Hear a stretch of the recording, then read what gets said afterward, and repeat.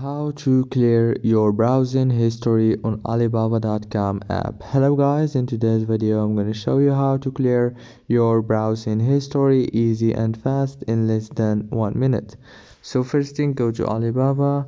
Now go down here and click on my Alibaba right here.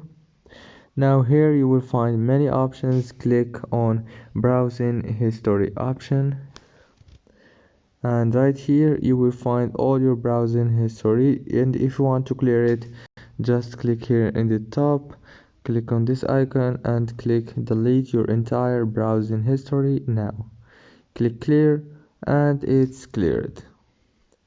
If this video was helpful, please don't forget to like and subscribe, and thank you so much for watching this video until the end, and see you later.